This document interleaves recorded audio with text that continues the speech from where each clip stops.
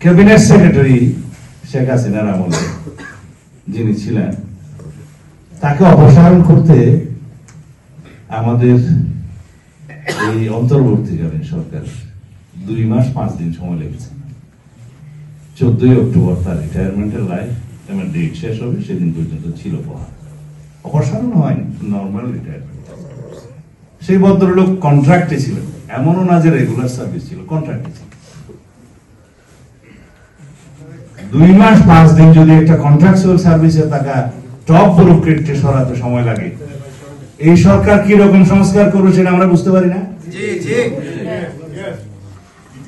এর বেশি সমালোচনা আর কি করব? আজকে সচিবালয়ে আগুন কারা লাগাচ্ছে? ফেসিবাদের দূষণরা লাগাচ্ছে, মুখ চুপ বন্ধ করে আপনি বলে দিলেন, বাট সেই দূষণদেরকে তো আপনি সরাতে পারছেন না। আপনারা করবেন সংস্কার, আর সংস্কার তো একটা কন্টিনিউয়াস প্রসেস। আপনার নিজের গদি ঠিক রাখার জন্য শেখ হাসিনার আমলে নিয়োগপ্রাপ্ত টপ ব্যুরোক্রেটদের সরাতে আপনাদের 2 মাস 5 দিন সময় লাগে, আর আপনি নিরাপত্তা করবেন রাষ্ট্রের, জনগণের। আমার মনে হয় এই মধুর সমালোচনাটা করলাম। আমরা সহযোগিতা করছি কিসের মাধ্যমে? সমালোচনার মাধ্যমে। উনি বলেছেন যে বেশি বেশি সমালোচনা করবেন, আমাদের ভুল ধরে দিবেন, আমরা যাতে শুদ্ধ থাকি। এখন দেখতেছি আমরা বেশি বেশি সমালোচনা করি, আমাদেরকে বেশি বেশি প্রতিপক্ষ মনে করছে। আমরা গণতন্ত্রের পক্ষে, আমরা আপনাদের প্রতিপক্ষে নই।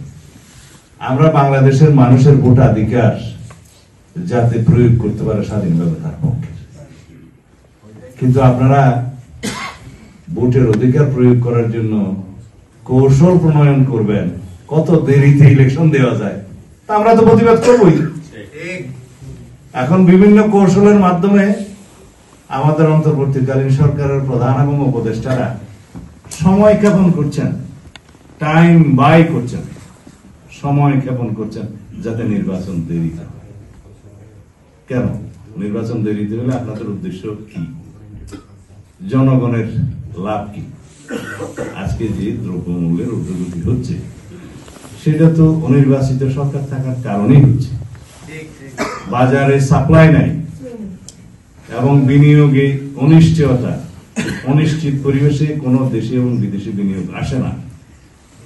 এই অবস্থায় যেভাবে আপনারা রাষ্ট্র পরিচালনা করছেন, জনগণ তো মনে করেছিল এই সময়ে এসে তারা একটু দ্রব্যমূল্যের লাগাম মনে করবে, সরকার টেনে ধরবে এবং তারা একটু হাফ ছেড়ে বাঁচবে। আমাদের মাননীয় চেয়ারম্যান সাহেব বলেছেন যে মানুষ তো এখন চিন্তা করছে আগে সংস্কার নাকি সংসার। সাধারণ মানুষ তো সংসারের চিন্তাটাই আগে করবে। আপনারা যদি রাষ্ট্রের নিরাপত্তাও সঠিকভাবে না দিতে পারেন, যদি সচিবালয়ে আগুন লাগাটাও বন্ধ করতে না পারেন, যদি দ্রব্যমূল্যের নিম্নগতি না করাতে পারেন, তাহলে জনগণ কি আপনাদেরকে নির্বাচন দেরি করার জন্য সময় দিবে? অবশ্যই দিবে। সুতরাং যদি সরিষার পথে ভূত থাকে, আমরা এখনো মনে করি যে ভূত তাড়া। আপনারা গণতন্ত্রের প্রক্রিয়ায় আসেন এবং রাজনৈতিক সরকার প্রতিষ্ঠার জন্য যে গণতান্ত্রিক প্রক্রিয়া, সেই প্রক্রিয়াটা ত্বরান্বিত করুন।